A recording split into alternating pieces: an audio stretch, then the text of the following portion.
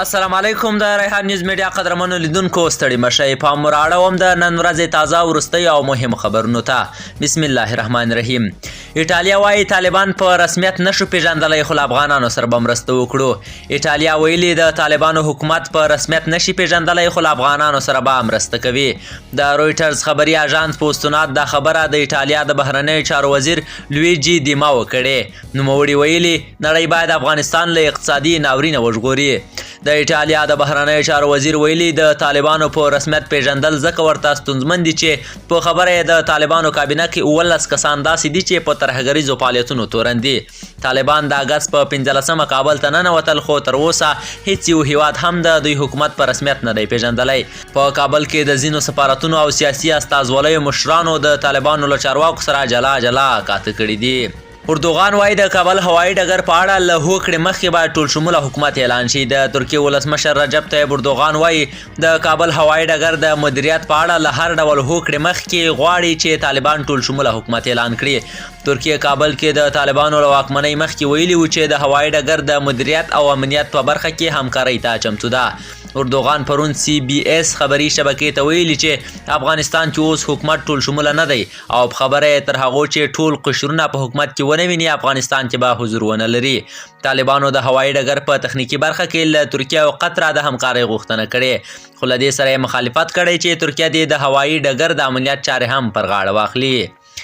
ناروې وایي د افغانستان اقتصاد د سقوط په درشل کې دی. د ناروې د کډوالو شورا سرمنشي وایي د افغانستان اقتصاد د سقوط په درشل کې دی. یان ایګلینډ چې په کابل کې دی نن دوشنبه په یوه اعلامیه کې ویلي د پیسو د نشتوالي له کبله ښایي یوه ورځ دولتي بانکي سیستم له سقوط سره مخامخ شي.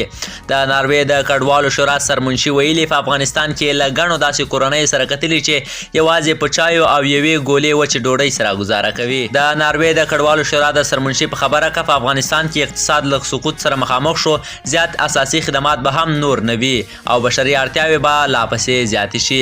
د ملګرو ملتونو په کوربتوب 2 اونۍ مخکې په جنیوا کې مرستندویو هیوادونو له افغانستان سره د څه باندې 1 میلیارډ ډالرو مالي مرسته ژمنه وکړه. ملګرو ملتونو ویلي دغه مرستې به په مستقیم ډول د طالبانو حکومت ته نه ورکول کیږي بلکې د مرستندویو ادارو له طریقه به پر بشري چارو لګول کیږي. بروکسل کې د افغانستان سفارت ودانۍ ته 6 تنه بلواګر په زور ننوتلي. د بلجیم په پلازمینه بروکسل کې د افغانستان سفارت وایي د دوی ودانۍ ته 6 تنه بلواګر په زور ننوتلي او هڅه یې کړې د دوی ځینې مهم اسناد ترلاسه کړي. دغه سفارت نن په یوه اعلامیه کې ویلي چې دغه کسانو چې ځانونه یې د ډیموکرات افغانستان وګړي بللي سهار وختي تیاره مهال د سفارت پر ودانۍ حمله کړې ده. د سفارت په اعلامیه کې ویل شوي چې دغه کسانو د سفارت دروازې او کړکۍ هم ماتې کړې او ساتونکي یې په چړې واخلي دي.